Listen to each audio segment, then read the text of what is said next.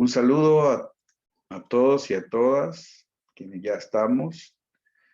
La temática de hoy, si la ven en el programa, es la perfecta alegría, que es un escrito, se ubica entre los escritos, y ahí hay discusión todavía, un poco. Y a la vez, es hablar de la fraternidad. Desde ahí quisimos enfocar esta reflexión y debate que vamos a realizar. Recordemos que el sentido de este programa de formación, más que realmente tener una formación sistemática, hemos escogido temáticas sugerentes, significativas, que creemos que como franciscanos y franciscanas podemos interactuar en el compartir desde nuestra vivencia franciscana, desde nuestro pensar franciscano. Y eso nos ayuda a todos a enriquecernos bastante. Así que vamos a trabajar y por eso necesitaremos el texto más adelante, el de la verdadera alegría. En principio creo que todos más de alguna vez hemos leído, quizás hemos trabajado bastante este documento, y franciscanamente o francisclarianamente, fácil decimos, cuando no nos va bien, la verdadera alegría. Bueno, comencemos diciendo de que se decía la perfecta alegría. Pero ya los escritores, recuerda que se está revisando la lingüística de los escritos, consideran que es la verdadera alegría, ¿verdad? Es diferente a perfecta en el sentido de perfección, no es el de Francisco, sino la verdad del sentido de la alegría. Y eso es lo que Francisco resalta, además de otros aspectos que vamos a ubicar hoy. Bien, iniciaremos.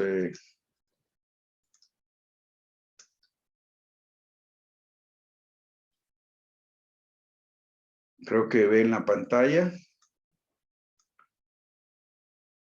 ¿Sí estamos ahí? Sí, sí. Muy bien. Bueno, entonces aquí ven la fraternidad en Francisco de Asís, una lectura desde la verdadera alegría. Eso es lo que vamos a tratar de hacer. Una lectura desde la verdadera alegría al sentido de la fraternidad. Y de la fraternidad sabemos y hemos vivenciado bastante. Así que en ese tono vamos a hablar. En esta reflexión seguiré las investigaciones hechas por Julio Herranz, un fraile de la OFM.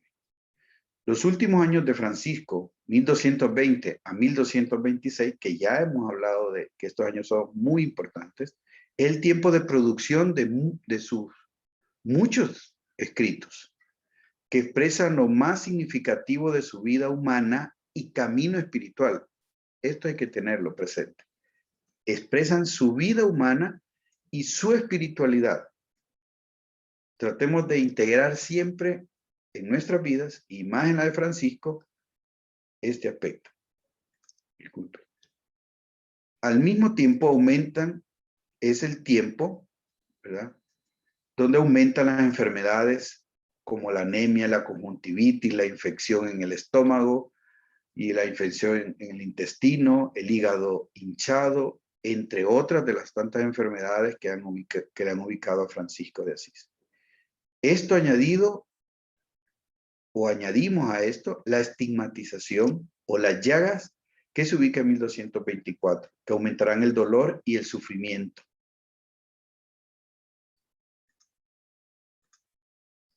En estos últimos años, dicta algunos escritos significativos que se conocen como sus últimas voluntades. Y vamos a ubicar porque este es el contexto el contexto literario, pero que ya ven que está unido al contexto existencial de Francisco. La exhortación cantada para Clara y sus hermanas. La bendición al hermano Bernardo. El testamento de Siena. Y lo que conocemos, el testamento. Además se ubica en esta fecha la finalización de la composición del Cántico de las Criaturas, que también mucho cantamos en alabanzas y a la vez oramos. Estos serían como el grupo de las últimas voluntades de Francisco, y si ya vamos ubicándonos en esos años que son significativos en la vida existencial de Francisco de Asís, estos escritos también son significativos. Aquí no he citado la regla, que de hecho estamos en la celebración de 800 años de la regla no bulada de 1221 y luego la regla bulada de 1223. La orden de hermanos menores se encontraba en una tensión institucional. Esto es importante. Tanto por los nuevos oficios que la iglesia y la jerarquía le solicitaba, por las nuevas propiedades adquiridas, por el grupo de hermanos con estudios universitarios, por la cantidad de hermanos dispersos por diferentes naciones y culturas. Francisco delega el servicio de ministro general en este contexto. Se dan los procesos de los documentos institucionales que yo citaba, la regla no bulada de 1221 y la regla bulada de 1223. Ambos documentos tienen una sintonía. Estos días se nos están ofreciendo muchos seminarios, ponencias. Mañana hay una de Bernardo sobre el tema de los 800 años de la regla no bulada. Entonces, eso ya nos va a ayudar a comprender el tema de la regla no bulada. Pero estos dos son los dos textos legislativos que también están en este contexto de los últimos años de San Francisco. Pero no son sus escritos de manera directa si salen de él, la regla no bulada. Y la regla bulada es más todavía intervenida por el Vaticano, por la jerarquía, por los canonistas, por el Papa. Pero la regla no bulada sí expresa el sentido de la visión de Francisco posible, recupera aquella primera intención de 1209. Bueno, Francisco vive la experiencia de sentirse marginado por sus propios hermanos. Esta es una experiencia fuerte que va a estar viviendo de una manera institucional. Cuando decimos institucional, estamos hablando de toda la estructura que ya se ha montado. Francisco sigue siendo el guía y referente, pero no la autoridad canónica de la OFM. Sí, pudiéramos llamar OFM ya, que eso se va a determinar, se dice hasta en la regla no bulada, ¿verdad? Los hermanos menores, la cual había delegado ya desde 1220. Francisco vive la tensión entre sentir suya la orden junto con la experiencia de libertad o restitución al misterio de Dios. Y ahí está la leyenda de Perusa y segunda de Celano, donde hacen memoria de ese conflicto existencial de Francisco, que es un conflicto de espiritualidad, de fe. ¿Es suya la orden? ¿Es de él o está dentro del misterio de Dios en la historia? Julio Herranz dirá, Francisco se ve inmerso en una verdadera noche del espíritu de la que él mismo habla simbólicamente en la verdadera alegría y de la que hablan también las fuentes biográficas. Aquí cita de las que hemos hablado. Como de una larga tentación de unos 2 años al final de su vida, y en la que Francisco, culpabilizado por considerar que la orientación que algunos pretendían dar a su orden la alejaba del camino que el Señor le reveló a Francisco, llegó a dudar de su salvación. Era un momento fuertísimo, lo podemos ver en las hagiografías de Segunda Celano 115, leyenda de Perusa 63. Entonces ese es un momento que ya estamos viendo que toca lo más hondo de Francisco. Y no es el tema de la duda, simplemente la duda la tenemos, creo que en el día no sé cuántas veces tenemos dudas. Es algo más hondo de lo que se está hablando aquí. Hay que tener en cuenta que entre los aspectos constitutivos en Francisco, o sea, en la humanidad de Francisco de Asís, está la alegría en su vida cotidiana. Ahí hay varias citas de geografías. O sea, a Francisco se le conoce como, en su personalidad, como alguien alegre, jovial, amable, afable. También el ardor en Francisco de seguir la forma del Evangelio y el seguimiento de Jesús. Ambos se combinan en la espiritualidad de Francisco.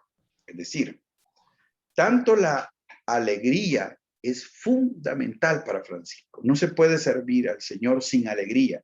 Y a la vez, ese servicio tiene que estar basado en la forma del Evangelio, en el seguimiento de Jesús. De hecho, la regla inicia así: seguir las huellas de Cristo.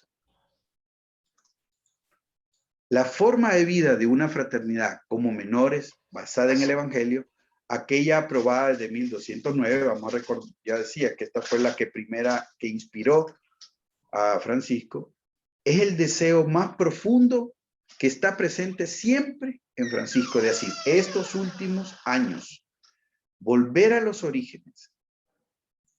Ese es lo que mueve a Francisco, el volver a los orígenes. Acerquémonos a los textos conocidos como las últimas voluntades de Francisco y demos una mirada rápida. Realmente va a ser rápida esta mirada que vamos a dar.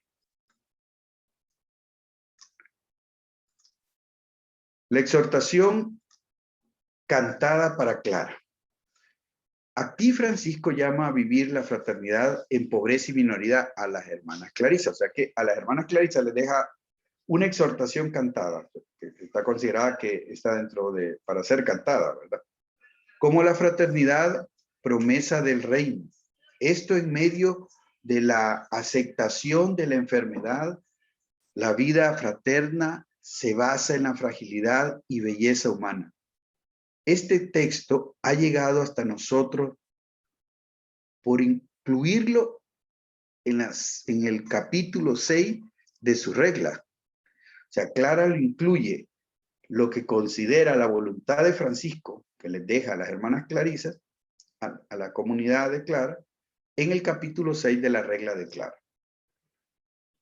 El otro documento o el otro escrito es la bendición al hermano Bernardo, que nos han transmitido la leyenda de Perusa, número 12, y Espejo de Perfección, 107.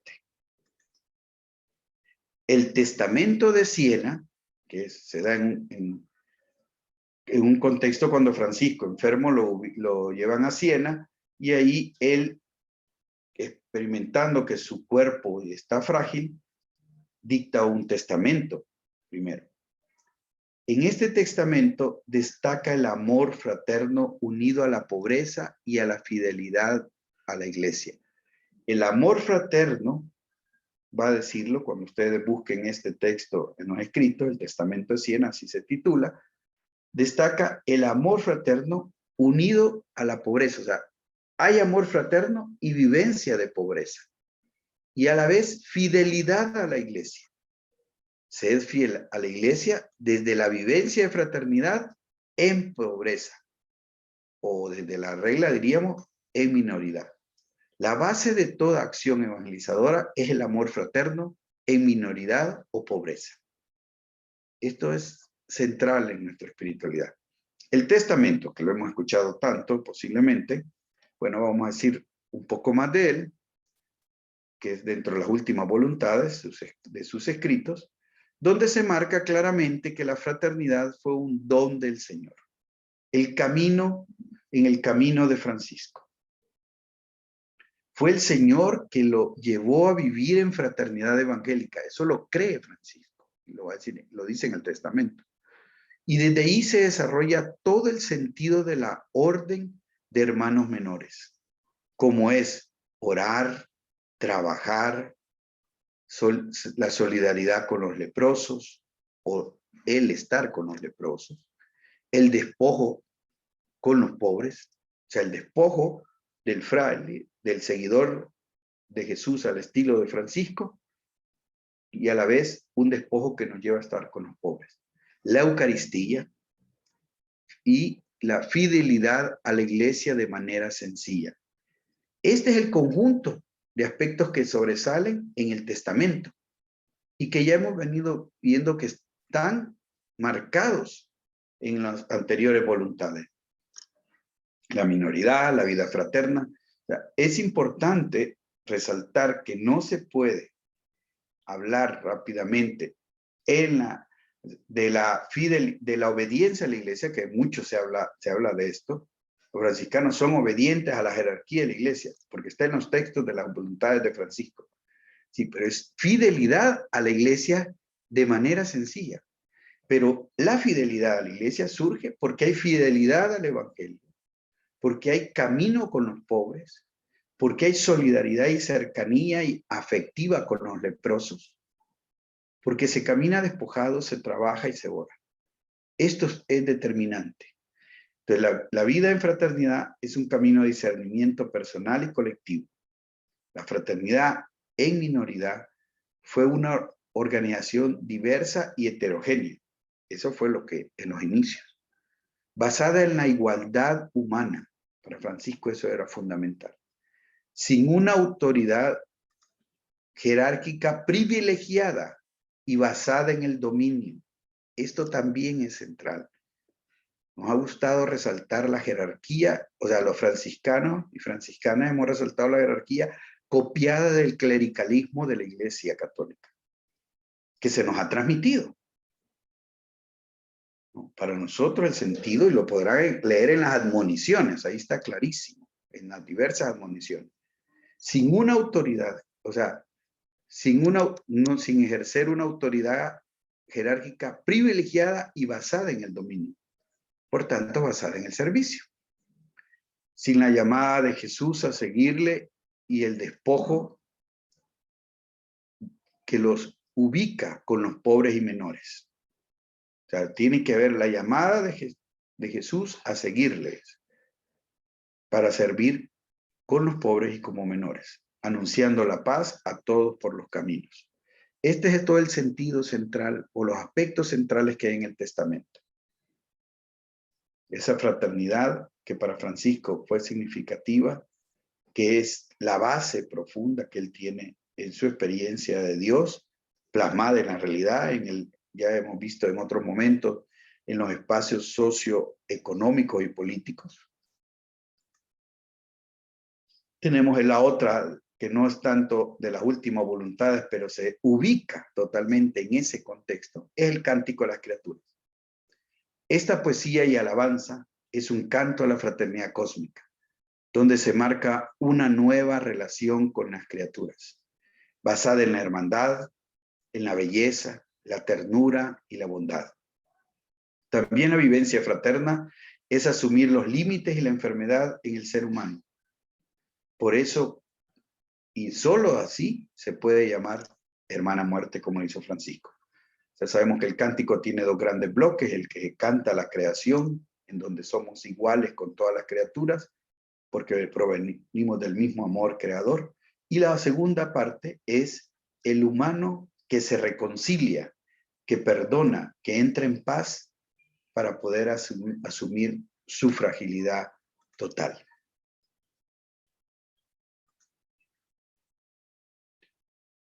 Bien, estamos más, ¿verdad? En este espacio.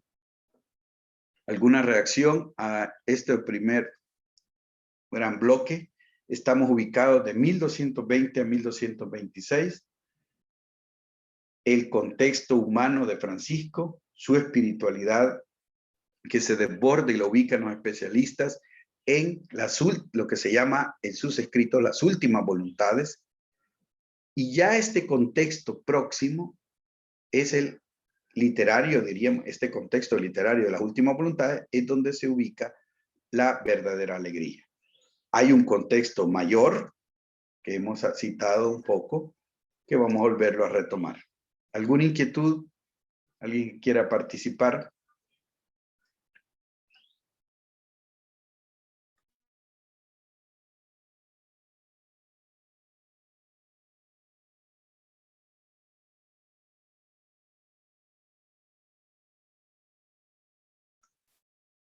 Espero que todos estén ahí, los nombrecitos que se ven.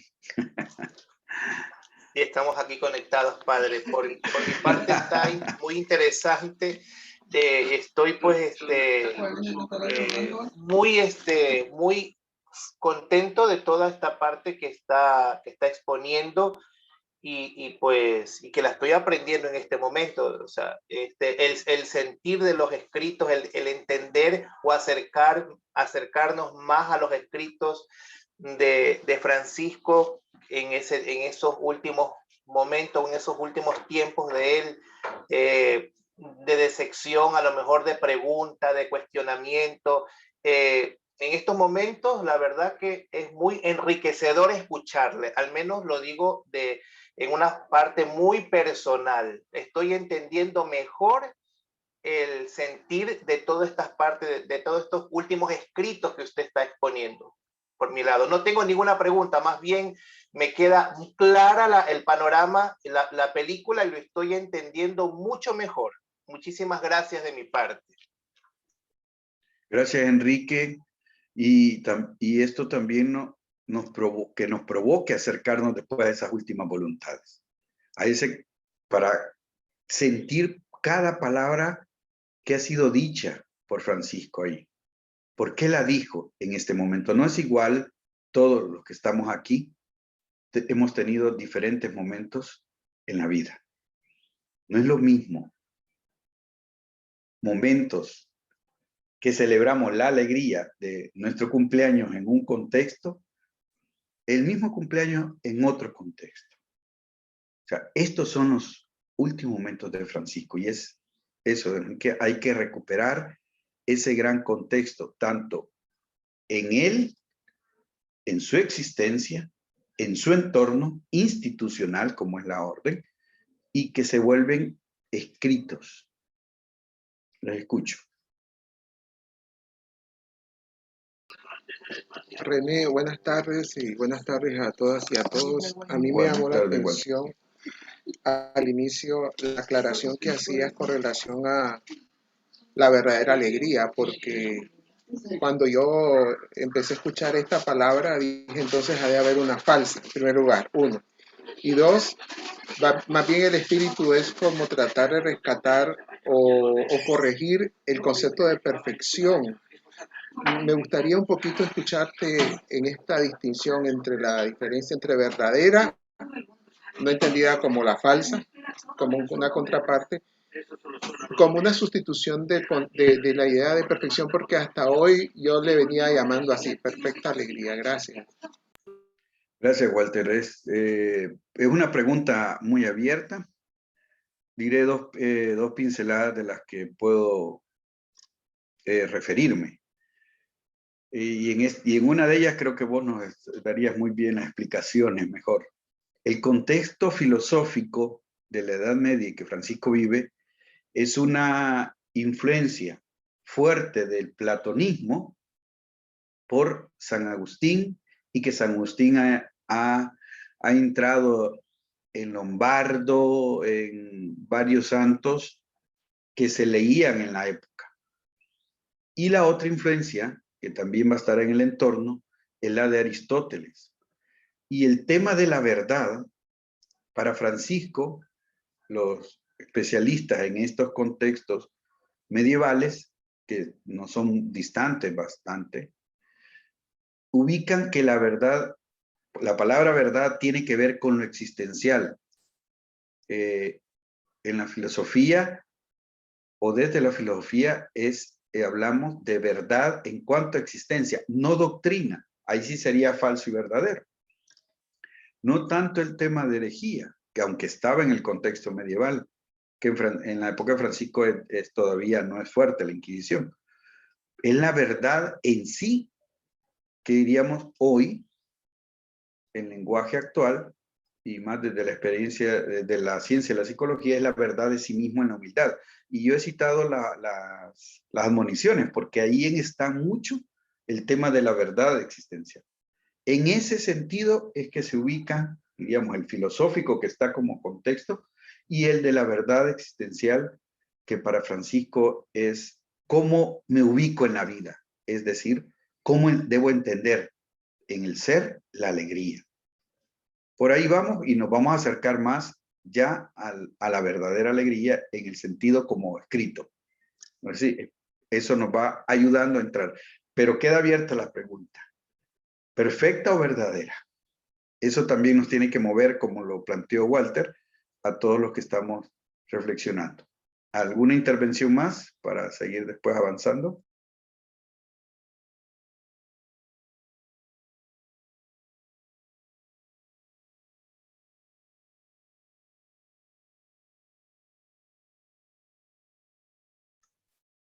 ¿Les parece? Seguimos avanzando. Todo bien, todo bien. Muy bien, seguimos. Sí, René, sí, está muy claro lo que... Vamos.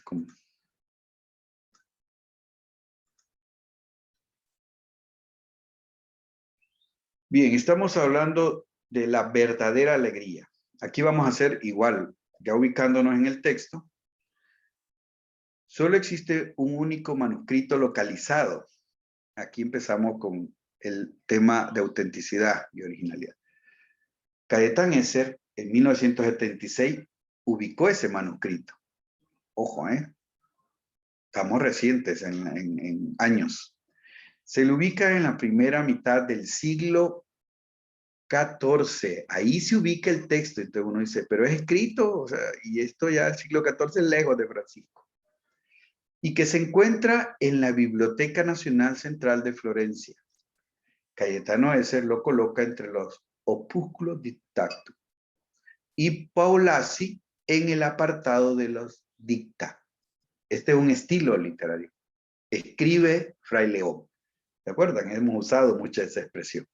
Entonces lo consideran ya en los Cayetano Esser y Paolazzi ubican la verdadera alegría como un dictado que quedó ahí en la memoria.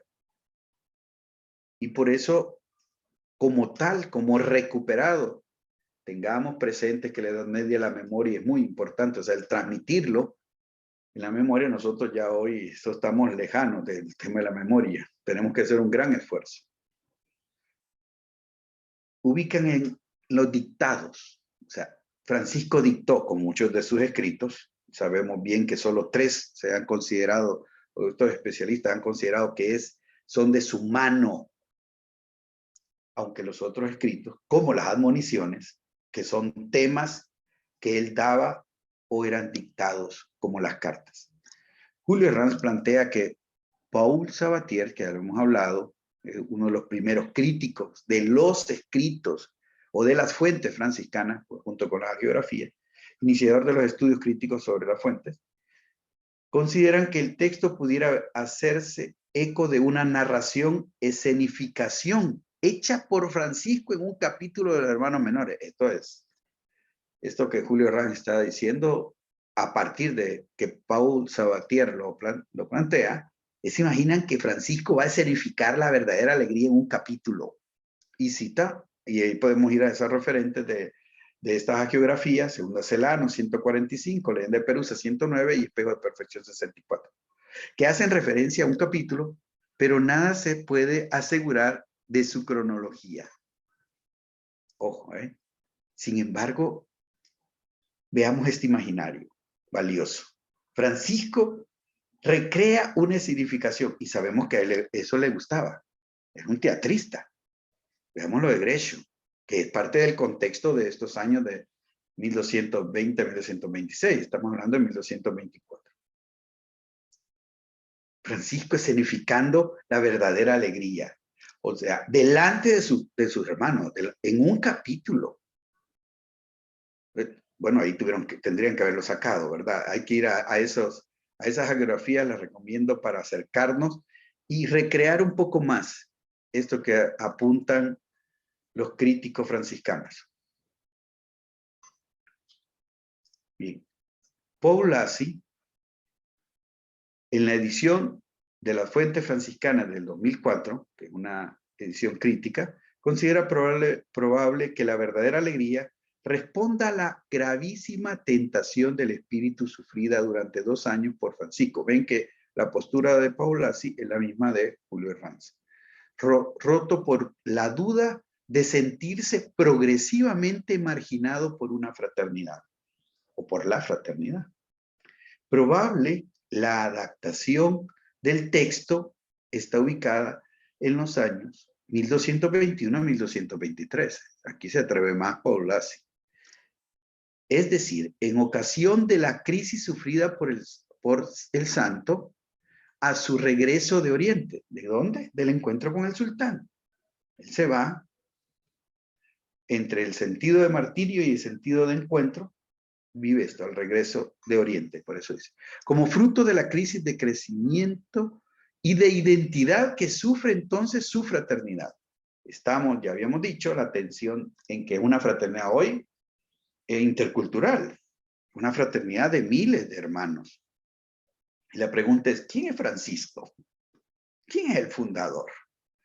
Un proceso de normalización de la misma, en que en la regla se está normalizando, se está definiendo cómo va a ser la vida institucional de los hermanos menores. En la línea con las viejas órdenes religiosas, y aquí es tenso porque ya hay órdenes, y acuérdate Francisco va a decir, nadie me dijo cómo teníamos que vivir, puesto en marcha durante su ausencia. Todo esto se movió de 1219 a 1220, que él va al encuentro del sultán. Y hay una geografía que cuando él regresa, desbarató una casa donde ya vivían los frailes. Por eso hablaba anteriormente de las propiedades, como parte del contexto que Francisco, las propiedades que están recibiendo los frailes, y Francisco va a entrar. Julio Herrán plantea un dato histórico muy importante. Tomás de Celano informa de que ya en los años 1215-1216 entró en la fraternidad un primer grupo de nobles y letrados, entre los que se encontraba el mismo Celano, el mismo fray Tomás de Celano, que es el geógrafo, es un fraile que va a entrar, un latinista, y él será de ese grupo de nobles y letrados, porque si hoy en día, para ir a la universidad, para estudiar tranquilamente, sin tener que trabajar, hay que tener un estatus económico. No digamos en la Edad Media, solo se podía ser letrado si eras noble. Acordémonos de la estratificación. Francisco es burgués, por tanto no es letrado. Él mismo se va a decir que no es letrado.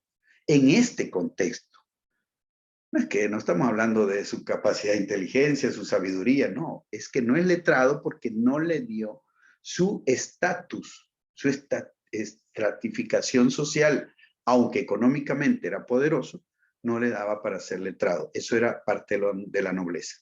Además, entre 1222 y 1223, dice Tomás Eccleston, en sus crónicas, que ya habían ingresado hermanos catedráticos en la orden, 1222-1223.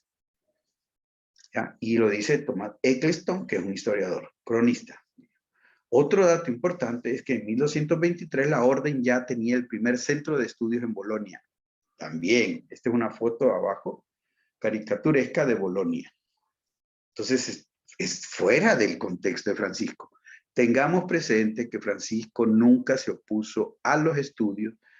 Al contrario, está en su testamento y en la carta al hermano Antonio, que la teología la consideraba valiosísima. Y la teología era toda la ciencia, ¿eh? De ahí seguía la aritmética y un poco la lógica y algo la filosofía.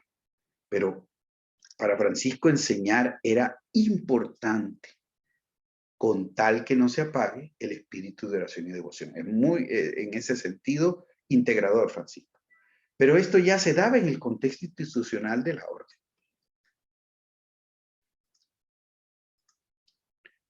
El otro dato, me gusta esta pinturita que hicieron, ahí, que la encontré.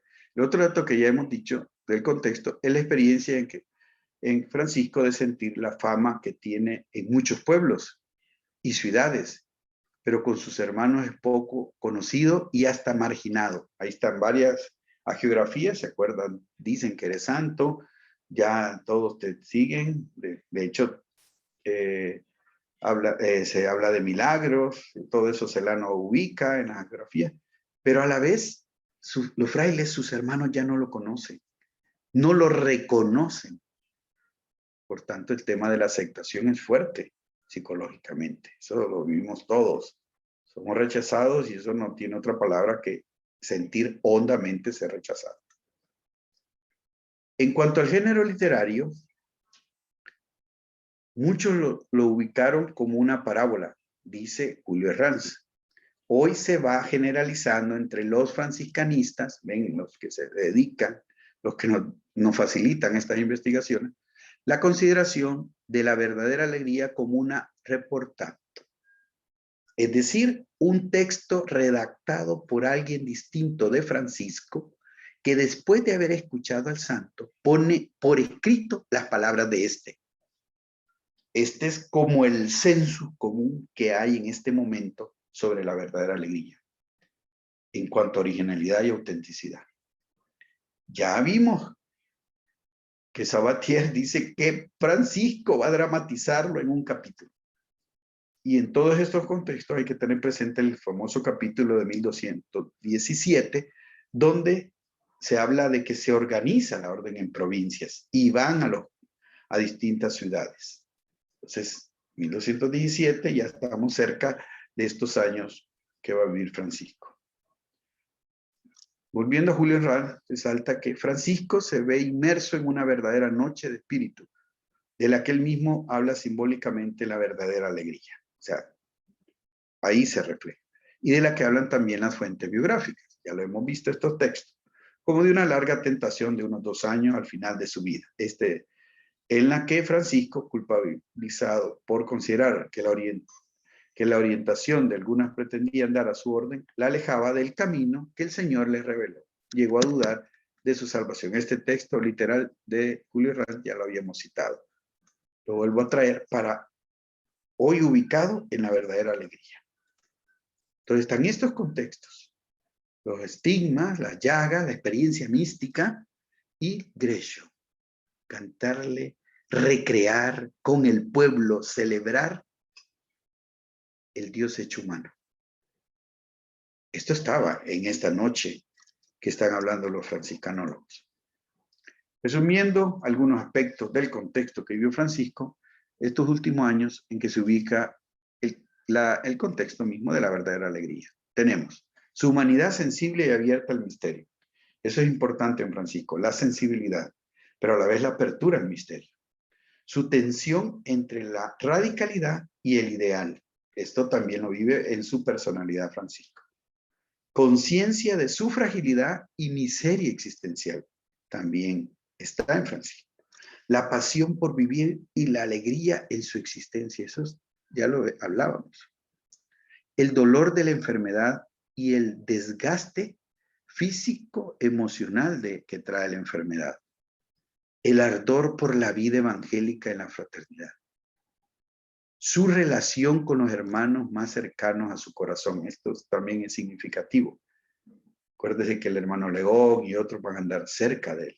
No, ya no serán todos en estos años. La relación con las clarisas de San Damián, con Clara y sus hermanas. Yo puse ligeramente Clarisa. Los estigma como una experiencia mística, que ahí estaba. El ser llagado, marcado, es en este contexto. El gozo de experimentar la encarnación en Gresham, que ya lo mirábamos un poco en las pinturas, y experimentar la exclusión de su autoridad y animación a los hermanos de la orden. El perdonar y reconciliarse con los límites y sombras. Esto lo pone en el Cántico de las Criaturas. Francisco está hablando de su humanidad en la segunda parte del Cántico de las Criaturas. El sentirse unido e integrado con toda la creación en un solo canto cósmico.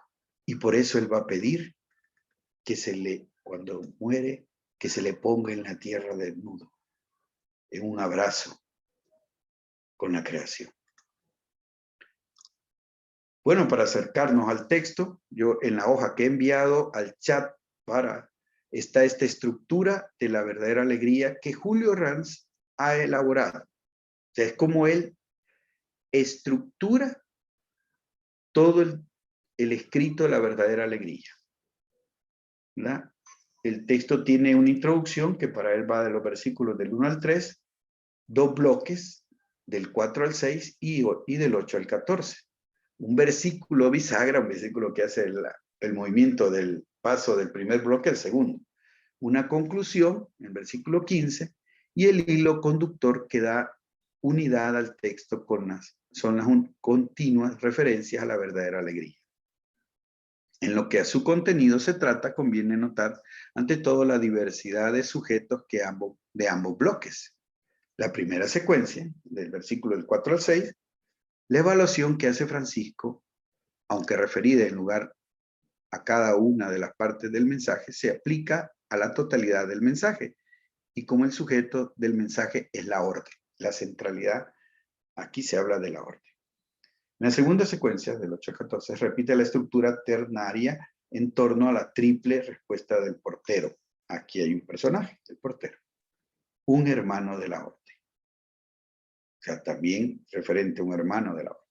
La descripción climática, el clima, del versículo 8, parece ser la descripción simbólico-alegórica, pues de la alegoría, la comparación, del estado del alma de Francisco.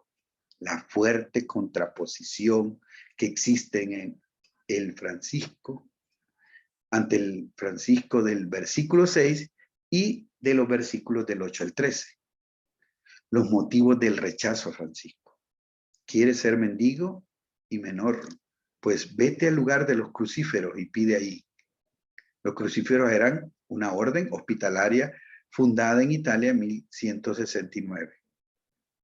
Que se dedicaba preferentemente a los leprosos y apestados, y tenían la cercanía estaban cerca de Santa María de los Ángeles, es decir, de la Porciúncula, en un contexto social y eclesial que Julio Herranz pone en la estructura de la verdadera alegría.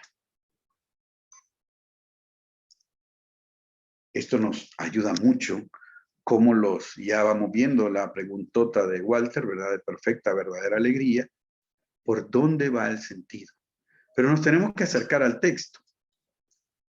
Así que daré 5 minutos o 3 minutos, tal vez, creo, para que lean el texto, ahí donde ustedes están, ya sea en su librito o he puesto en el chat tanto la estructura, como si ya bajaron el documento Word, como el texto de la verdadera alegría. Así que dejamos un momento de lectura personal del texto de la verdadera alegría. Leámoslo detenidamente, que después vamos a ir a grupos.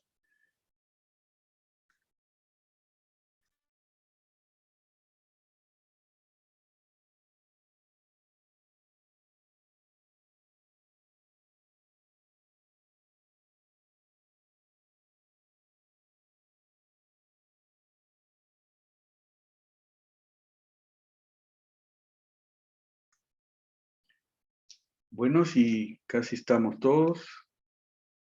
Hay un número menos de cuando fuimos a grupos, ¿no? Ya veremos si no andan tan por ahí ¿dónde andarán algunos? Ya avisaron de que el material está en los correos. Ahí está la exposición que se ha dado. Espero mandarles un artículo también de uno de los franciscanólogos sobre esta temática. ¿Verdad? Bien, ¿quién quiere compartir algo de lo que se habló en el grupo que nos ayude, que nos dé eco para este caminar? Principalmente si no han participado antes, que nos quiera aportar algo.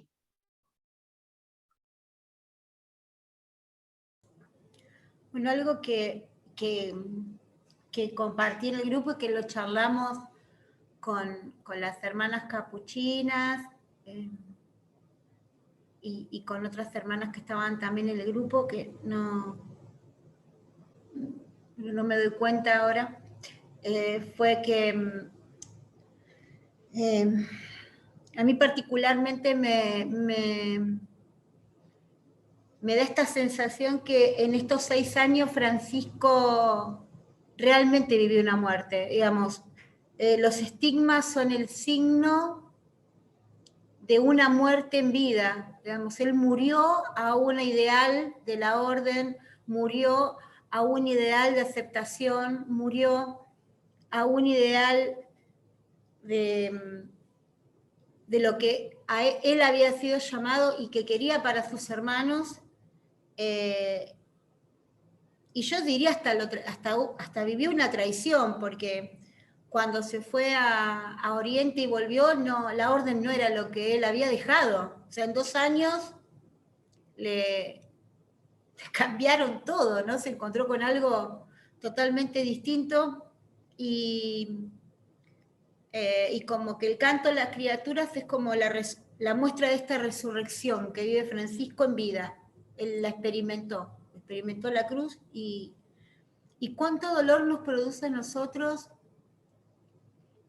estas situaciones también en nuestra vida fraterna, ¿no?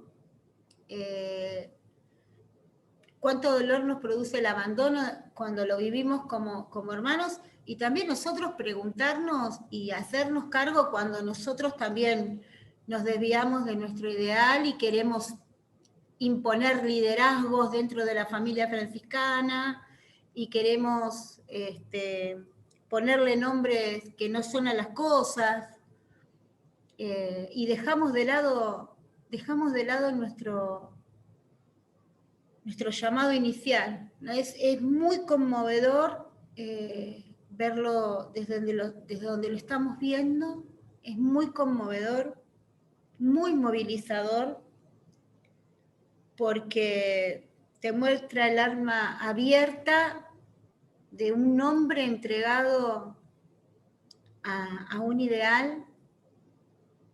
En el caso de Francisco es el ideal que Dios le había regalado para él y para esos hermanos que él les dio, que Dios le dio, y que estos hermanos que Dios le dio no lo reconocieron.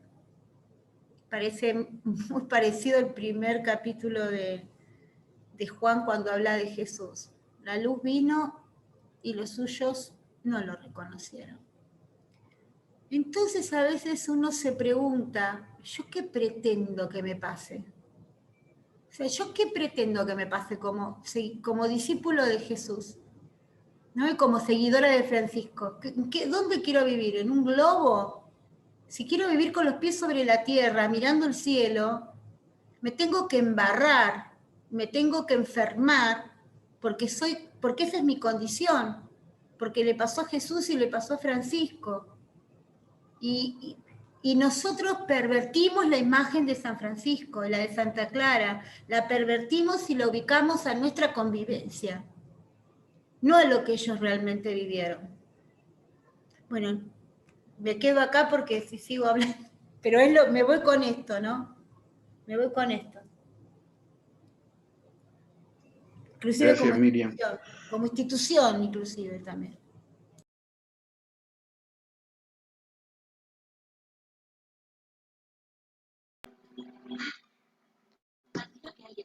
Bueno, en mi grupo está Sor Teresa Cortés, David Romero, Conta y ISF.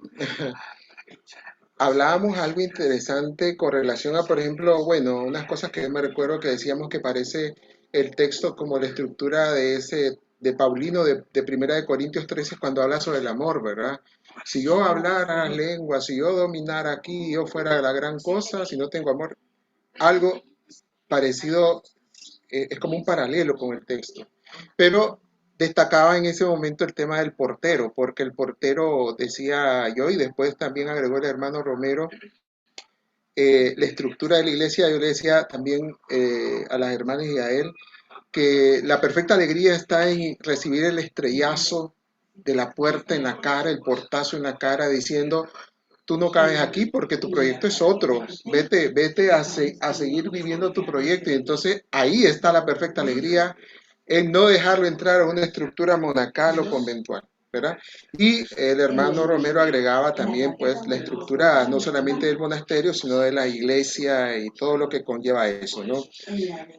Con respecto a la sentir duda de Francisco, de dudar de la salvación, ¿verdad? Que era lo terrible para él, sentirse marginado, la noche del espíritu. Decíamos hasta cierto sentido sentirse no poderse sentir justificado. Ahora yo quiero hacer una pregunta ¿cómo se llama? A todo el grupo. Digamos, sabemos que Francisco es una persona muy jovial, muy alegre. La alegría es un don o un carácter propio de cada individuo o, entendiendo en general, un carácter propio de un italiano como Francisco y en especial como él. ¿Qué hay con los que no somos alegres como Francisco? o necesariamente tenemos que tener esas expresiones externas de alegría, porque si no, parece que no ha calado el franciscanismo en nosotros. Y yo me caracterizo por ser una persona muy seria, entonces a lo mejor los demás no ven que transmita esa alegría. Entonces, o es algo más, eso pregunto. Y una acotación a lo que decía la hermana Miriam Becar es cierto que a veces la muerte no la podemos anticipar, porque no podemos decirle que nadie se ha muerto y ha regresado, solo Jesús. Nadie se ha muerto y ha regresado para decirnos cómo es. Pero ya Francisco empezaba a anticipar esa muerte en las traiciones, en las llagas, en todo ese momento de esos 6 años. De lo que me recuerdo y que decíamos un poquito que ese estilo de la tradición oral, del dictado, escribe hermano, escribe, es porque Francisco, bueno, yo me atrevo a decir que era analfabeta, por ahí me corregían que tal vez no, pero una hermana decía eso, ¿por qué? Hoy es un escándalo ser un analfabeta, pero en el tiempo de Francisco también entraban analfabetas a su grupo, a su congregación, ¿no? Porque también como que hemos olvidado, pienso yo, esa tradición oral que entra por la escucha y que decía Fray René, que teníamos que memorizar. Hoy no memorizamos. De hecho, casi que es prohibido dentro del sistema educativo promover la memoria. Somos más visuales, pero tendemos a olvidar, ¿verdad? Bueno, yo espero haber compartido lo que dijimos en el grupo, que no se me ha escapado nada porque no anoté. No anoté, tengo mala memoria. Gracias. Gracias, Walter. Bueno, esa es una pregunta, ¿verdad? Siempre ustedes, los filósofos, ¿verdad? Arruinados, dejan otra pregunta para continuar. Y si es, aquí creo que es para vos mismo y la pregunta anterior. La alegría tiene que ver con la emoción, con el sentir de sentirse alegre o con lo que Francisco plantea, la verdadera alegría. O sea, es una situación, Francisco plantea ubicarse en un momento existencial. No lo que está narrando en la verdadera alegría, no escribe hermano León. No es que hoy nos vamos a ir a tomar 2 cervezas alegre de que nos echaron de la casa, vino en ese momento, pues irán, no podían. O sea, eso tendría que estar enfermo para hacerlo. Es decir, disfrutemos que hemos sido rechazados. Bueno, emocionalmente está, como dice el texto, está expresando alegóricamente el contexto que Francisco vive institucional y en su humanidad.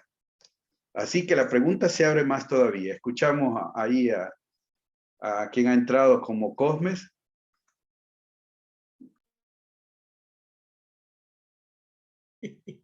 Bueno, yo creo que la realidad ha de ser la verdadera alegría en un momento frustrante. O sea, el choque de dejar algo que va creciendo y cuando regresa ni siquiera lo conoce.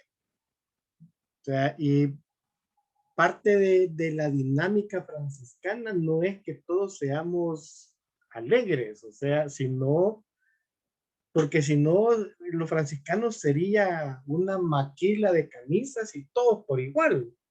Yo creo que no es por ahí el asunto, sino más que todo, el franciscanismo, una de las características que por lo menos a mí me ha llamado la atención es la diversidad, donde todos caben. Sean bravos, sean alegres, sean chistosos, sean, bueno, sean inteligentes, no tan inteligentes, expresivos, secos, ahí caben todos, caben todos. Y esa es parte de la grandeza del carisma. No por hablar mal de otras órdenes religiosas o congregaciones religiosas, pero ¿qué? Con los salesianos, si usted no sabe dar clase, no cabe. Los jesuitas, si usted no tiene 2 títulos, no cabe. En cambio, con el franciscano sí cabe. Porque usted tiene un carisma y es el que se va a potenciar. Gracias, Raúl. Ya supe que sos Raúl. Muy bien. Sí, eso nos va ayudando porque Francisco dije que era constitutivo de él la alegría, y lo sabemos por personalidad. A la vez, para él, la radicalidad evangélica se tenía que dar. Pero aquí la verdadera alegría, volvemos, escenifica o no nos puede estar escenificando momentos existenciales que todos o hemos vivido o posible vamos a vivir. Y cómo provoca que el espíritu en un seguidor de Jesús al estilo de Francisco tendría que ubicarse. Como digo, también es una alegoría. Imagínense que sea como Paul Sabatier lo dijo, que pudo ser significada en un capítulo. Eso fue una bofetada a los frailes participantes de ese capítulo, si fue así, que Francisco haya significado con unos hermanos y hagámoslo de esta manera. Lo que sí está diciendo es la tensión y conflicto con la institución. Cómo vivirla, y nos vamos con esa paz, y nos vamos, que es lo que va a decir en el cántico, reconciliarnos con los límites exteriores e interiores, que con las sombras, citaba yo ahí, con eso que está fragmentado en mí, pero a la vez afuera hay otra serie de límites. Entonces, Francisco está cerrando su existencia,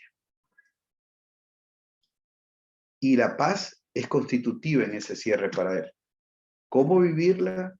La fórmula no la da, solo dice, pues esta es la verdadera alegría. Ubicarnos con el mismo sentir evangélico, aun cuando la institución nos rechaza.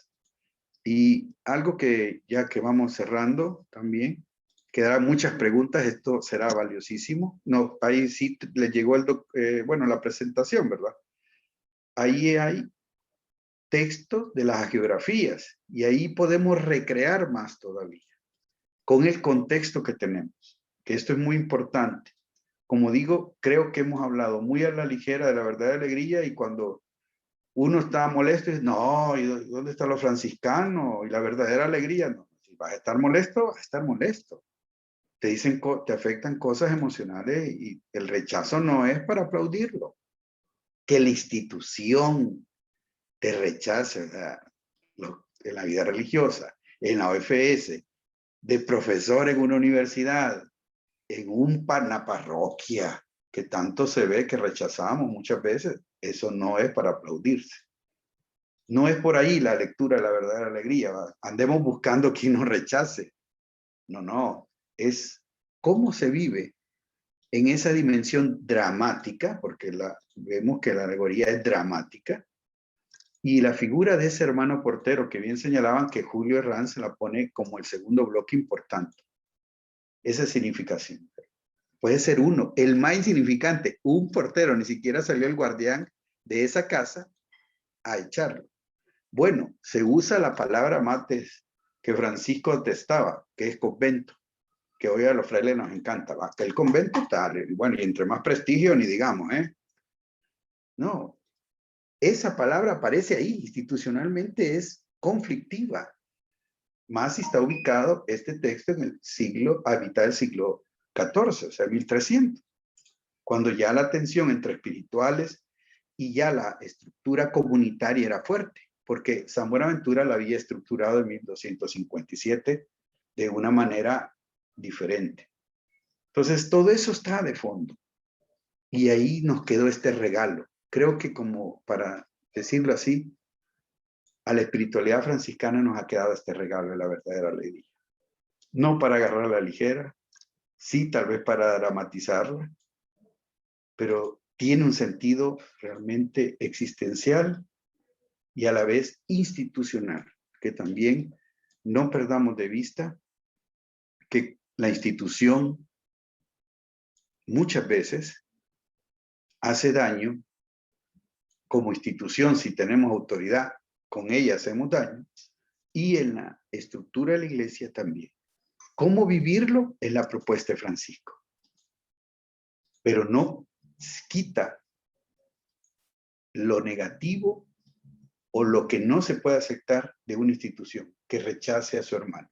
No te conozco. Todavía más, vete con los crucíficos. Vete con lo último.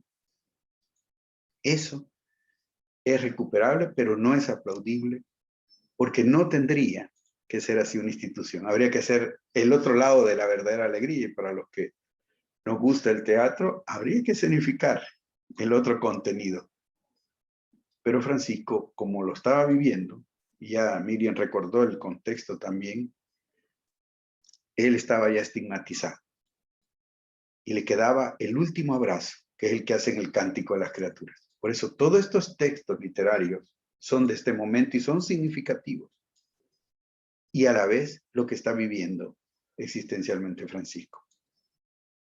Bien, qué bien tuvimos esta oportunidad de formación hoy, que nos abre un poco más la mente y el corazón, creo.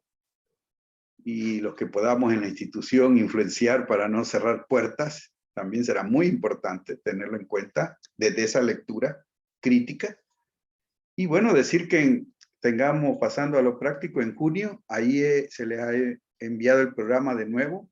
En junio hay 2 actividades, 19 y 26, me parece. Bueno, está pendiente la del 19 porque esa la estamos coordinando con JPIC de OFM de Roma, que es la idea es un seminario, que nos encontremos y el horario cambiaría.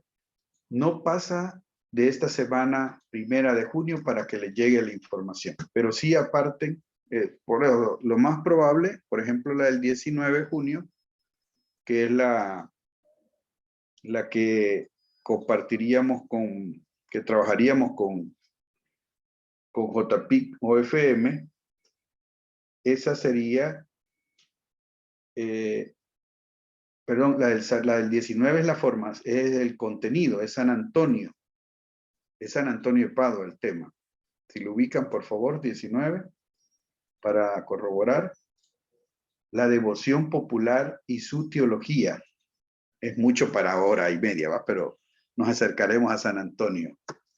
Pueden tenerlo ahí a la par, ya sea de cabeza o de bien, ¿verdad? Ustedes dirán.